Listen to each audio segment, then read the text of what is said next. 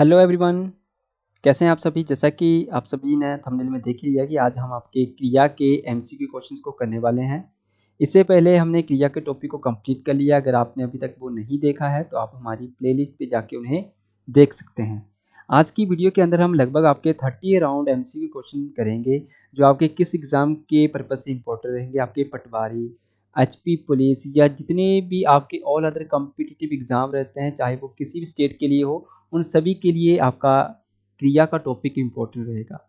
इसके अंदर हम जानेंगे कि एमसीक्यू क्वेश्चन किस तरीके से क्रिया के टॉपिक से उठाए जाते हैं तथा किस प्रकार से फ्रेम बनते हैं, तो थोड़ा सा आपको आइडिया लगेगा। एंड मैं जो एग्जाम में रिपीट हो चुके हैं वही आपके लिए क्वेश्चंस लेके आया हूँ। तो जल्दी से स्टार्ट करते हैं आज के इसमें। अब देखिए, अगर आपको इसकी पीडीएफ चाहिए होगी तो आपको हमारी पीडीएफ व्हाट्सएप ग्रुप पे मिल जाएगी या आप हमारे टेलीग्राम ग्रुप पे ज्वाइन होके भी ले सकते हैं। इनका जो लिंक है आपको डिस्क्रिप्शन में मिल जाएगा। जल्दी से स्टार्ट करते हैं। तो हमारे पास पहला प्रश्न है, सामान्यतः क्रिया के कितने भेद होते हैं, या फिलर्स में बताइए कितने भेद होते हैं। तो सामान्यतः क्रियाओं के कितने भेद होते हैं, हमने पढ़ा है 2 भेद होते हैं क्रियाओं के। कितने भेद पढ़े हैं? 2 भेद होते हैं। एक आपने पढ़ा है कर्म के आधार पर, यहाँ पे हमने पढ़ी है कि आपकी कर्मक क्रियाएं तथा आपकी अकर्मक क्रियाएं।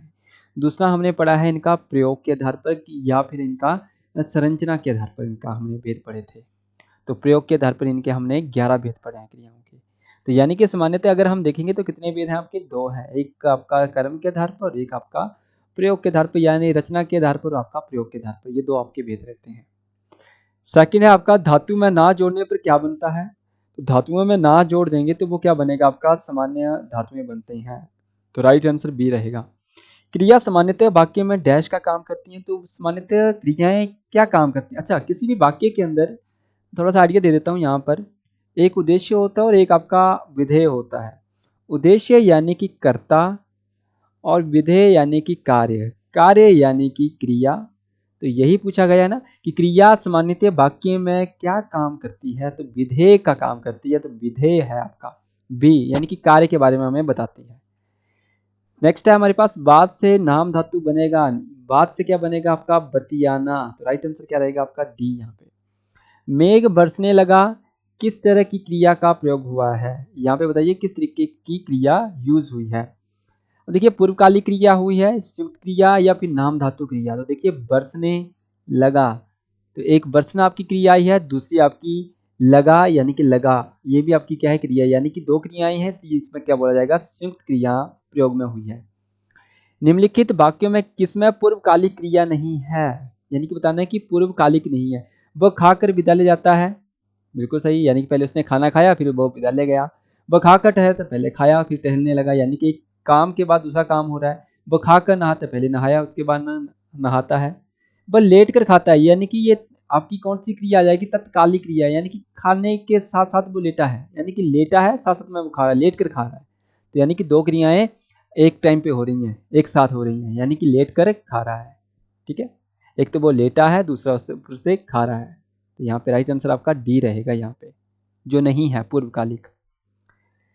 नेक्स्ट प्रश्न है, निम्नलिखित वाक्यों में से किसमें नाम धातु का प्रयोग हुआ है? नाम धातु यानी कि संज्ञा, सर्वनाम, विशेषण या आपके जो जितने भी अवयव रहते हैं उनसे हम या अनुकरणीय जो शब्द रहते हैं उनसे हम जो कोई बनाते हैं शब्द, तो उसे हम क्या बोलेंगे? नाम धातु क्रिया कहते हैं। जैसे चाय ठंडी हो गई है, थोड़ा गर्मा देना। अच्छा, ये आपका गर्म से बना है, तो गर्म आपकी यह है, गर्म से बना है आपका गरमाना या फिर गर्मा देना। तो यहाँ पे राइट आंसर ए ही है। उनकी कहानी समाप्त हो गई, ऐसा कोई भी हमें दिखता नहीं है यहाँ पे कोई क्रिया यूज हुई हो नाम धातु की। प्रदूषण काफी बढ़ गया है, यहाँ पर भी कोई हमें दिखता नहीं है। पेड़ पौधे सूख चुके हैं, यहाँ पर भी कोई प्रयोग नहीं हुई है। तो आपका यहाँ पे प्रयोग हुई है गर्मा। नेक्स्ट है हमारा प्रश्न, प्रेरणार्थक क्रिया के कितने भेद होते हैं? तो प्रेरणार्थक में भी मैंने आपको 2 भेद बताए थे। एक आपके प्रथम प्रेरणार्थक होते हैं, दूसरे आपके द्वितीय प्रेरणार्थक क्रियाएं होती हैं। तो 2 भेद हैं, तो यहाँ पे राइट आंसर आपका ए रहेगा। क्रिया सामान्यतः वाक्य में डैश का काम करती हैं। किस तरीके का काम करती है? अच्छा, फिर से रिपीटेड है, तो यानी कि विधेय का काम करती हैं। तो क्रिया क्या यहाँ पे बताती है? हमें विधेय बताती है। कर्ता यानी कि जो कार्य करने वाला होगा वो उद्देश्य होता है। मुख्य क्रिया और सहायक क्रिया ये दोनों किस क्रिया के अंतर्गत आती हैं? तो बताइए किस क्रिया के अंदर आती हैं दोनों एक साथ? तो ये दोनों आती हैं आपकी संयुक्त क्रियाओं के अंदर आती हैं। तो ये ध्यान में रखिएगा, मुख्य क्रिया और सहायक क्रियाएं ये दोनों किस क्रिया के अंदर आती हैं? तो संयुक्त क्रिया के अंदर। निम्न में से अकर्मक क्रिया का उदाहरण है। कर्मक क्रिया का कौन सा उदाहरण होगा? अब देखिए, बनाना, कोई एग्जाम्पल पुट करके देखिएगा कि क्या इनसे आंसर पुट होते हैं या नहीं होते हैं। तो कर्मक क्रिया कौन सी होती है जहां से हमें क्या या फिर किसको से लॉजिकली आंसर ना मिले, किनसे, क्या और किसको से। तो देखिए क्या बनाना, किसको बनाना, क्या बनाना तथा किसको बनाना, इससे आंसर नहीं आ रहा है। अब देखिए क्या बनाना तो खाना बनाना आंसर आ गया ना आपका क्या से। अब देखिए क्या लेना, सब्जी लेना, ठीक है वो आ जाएगा। क्या धोना, कपड़े धोना, तो क्या से आंसर आ रहा है। क्या तैरना, कोई आंसर नहीं आएगा, पुट करके देखिएगा कोई भी आंसर नहीं आएगा। किसको तैरना, बिल्कुल भी नहीं आएगा। कहाँ तैरना, पानी में तैरना, ठीक है। इस प्रकार से जैसे रमेश तैरता है, इस प्रकार से बोल दूंगा रमेश तैरता है, तो आंसर नहीं आ रहा, क्या से भी नहीं आएगा ना ही किसको से आएगा। पुट करके भी नहीं मिलेगा हमें, कोई भी अपनी मर्जी से भी पुट करने के लिए हमें बोला जाए तब भी पुट नहीं होगा क्या और किसको से आंसर मिला। कि रमेश क्या तैरना, रमेश किसको तैरना, बिल्कुल भी नहीं सकता। रमेश कहाँ तैरता है, कहाँ का आंसर है, इसलिए ये आपकी कर्मक क्रिया होगी तैरना, राइट आंसर बी है।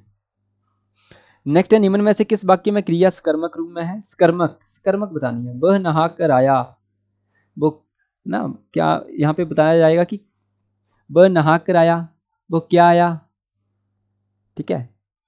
मछली क्या तैरती है, वह क्या खाता है, खाना खाता है। वे क्या गए, डूब गए, क्या से आंसर आ गया। अब देखिए खाना, वो क्या खाता है, खाना खाता है। मछली क्या, मछली क्या तैरती है, आंसर नहीं आ रहा है, कुछ भी नहीं आया। वो क्या नहाता है, अच्छा यहाँ से भी आंसर नहीं आ रहा है हमारे पास। तो ये आपकी यहाँ पे यूज हुई अकर्मक क्रिया, यहाँ पर भी आपकी अकर्मक क्रिया। अब देखिए वो क्या गए, क्या है ना, यहाँ पे पुट करो, क्रिया से हमने डूबना यहाँ पे क्रिया है, तो वो क्या डूब गए, आंसर नहीं आया है ना, आंसर आया नहीं है यहाँ पे, सॉरी यहाँ पे नहीं है, मैंने पहले आपको उस कर्म को बता दिया। नहीं वो क्या, हमें क्रिया से क्वेश्चन करना है। वो क्या डूब गए, तो आंसर कुछ भी पुट नहीं होगा। वो कहाँ डूब गए, इसका आंसर होगा वो नदी में डूब गए, तालाब में डूब गए, या कहाँ डूब गए, वो वाला, ठीक है। वो खाता है, वो क्या खाता है, अब देखें ये क्रिया है, इससे क्रिया से क्वेश्चन किया ना, वो क्या खाता है, तो वो खाना खाता है, ऑटोमेटिकली आंसर मिल गया। क्या तैरती है, तो आंसर नहीं मिल रहा है कि क्या तैरती है ना, मछली क्या तैरती है, आंसर नहीं मिलेगा। वह क्या नहा कर आया, आंसर नहीं आया। वो कहाँ नहा कर आया, इसका आंसर मिल रहेगा। तो हमारे वाले आंसर क्या रहेगा यहाँ पे, राइट आपका सी रहेगा। नेक्स्ट प्रश्न है द्विकर्म क्रिया में डैश रिक्त स्थान भरिए। अब द्विकर्म क्रिया में मैंने आपको बताया दो कर्म होते हैं, दो कर्म होंगे, तो यानी कि एक कर्म आपका संजीव होगा, दूसरा आपका निर्जीव होगा, दूसरा निर्जीव होगा। इनका क्रम पूछा गया है कि जो प्रथम कर्म आएगा वो क्या होगा। तो प्रथम कर्म आपका क्या होगा, प्राणीवाचक होगा, दूसरा कर्म आपका अप्राणीवाचक होगा, यानी कि कोई निर्जीव होगा। तो राइट आंसर बी होगा यहाँ पे।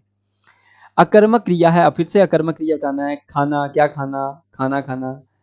क्या पीना, पानी पीना। क्या लिखना, पत्र लिखना। उठना, क्या उठना, आंसर नहीं मिलेगा, तो बी यहाँ पे राइट आंसर होगा अकर्मक क्रिया के लिए।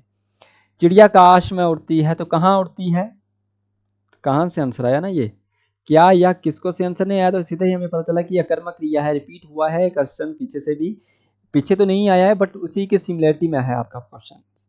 नेक्स्ट प्रश्न है भोजन करते ही वह सो गया। वाक्य में क्रिया है, बताना है कि भोजन करते ही वो सो गया, तो यानी कि करते ही सो गया, है ना, पहले किया नहीं है उसने, करते ही सो गया, यानी कि भोजन किया और साथ ही सो गया, यानी कि तत्कालिक क्रिया रहेगी यहाँ पे बी ऑप्शन।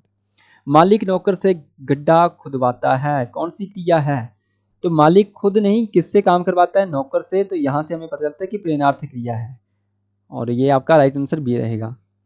संयुक्त क्रिया युक्त वाक्य है, संयुक्त क्रिया बतानी है यहाँ पे कौन सी है, कि कहाँ पे संयुक्त क्रिया यूज हुई है। वह गीत गाती है, वह पढ़ता है, खेलता है, हाँ यहाँ पे देखिए वह सो गया, ठीक है। तो यहाँ पे दो क्रियाएं यूज हुई हैं, तो संयुक्त क्रिया यहाँ पे यूज हुई है। राइट आंसर आएगा आपका राम पाठ पढ़कर सो गया, एक क्रिया ये भी आई है, तो यानी कि दो से अधिक क्रिया जहाँ पे आई हो वो संयुक्त क्रिया। निम्नलिखित वाक्य में से कौन सा ऐसा वाक्य है जिसकी क्रिया कर्ता के लिंग के अनुसार ठीक नहीं है, बताए। अच्छा किसके अनुसार, कर्ता के अनुसार, इसके अनुसार। राम आता है, राम जाता है, घोड़ा दौड़ता है, बिल्कुल सही। हाथी सोता है, सोती है नहीं होगा, तो यही वाला आपका राइट आंसर होगा सी। सुरेश सोता है वाक्य में क्रिया है, क्या सोता है, किसको सोता है, आंसर नहीं मिलेगा, तो ये आपकी क्या होगी, अकर्मक क्रिया होगी।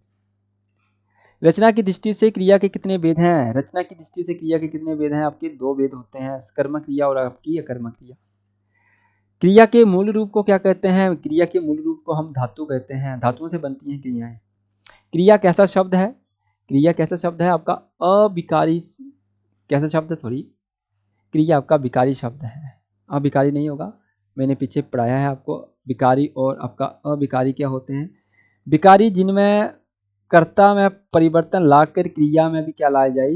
परिवर्तन लाया जाए। अभी पीछे है ना, जैसे बोला गया राम खाता है, राम जाता है, इस प्रकार से जैसे राम जाता है क्रिया है ना, राम जाता है, इसके अनुसार लगी है।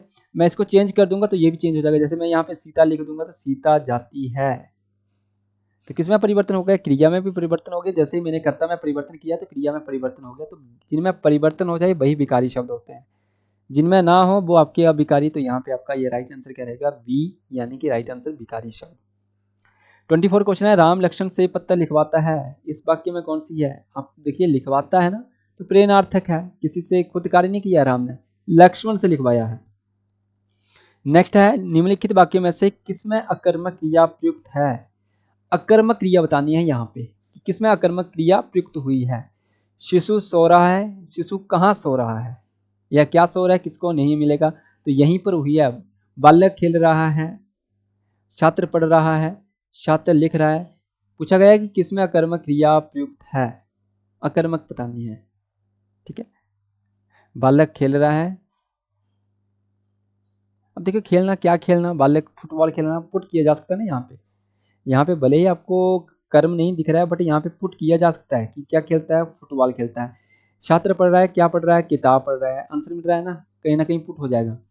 छात्र लिख रहा है, क्या लिख रहा है, पत्र लिख रहा है, तो बोला यहाँ पे पुट करके बताओ, शिशु सो रहा है, क्या सो रहा है, क्या सो रहा है, किसको सो रहा है, आंसर नहीं होगा। कहाँ सो रहा है, बिस्तर पे सो रहा है, तो कहाँ से आंसर पुट होगा। इसलिए कौन सी कर्म क्रिया हुई यहाँ पे? सोना यहाँ पे कर्म क्रिया है, यानी कि यहाँ पे इस वाक्य में, ए वाले में।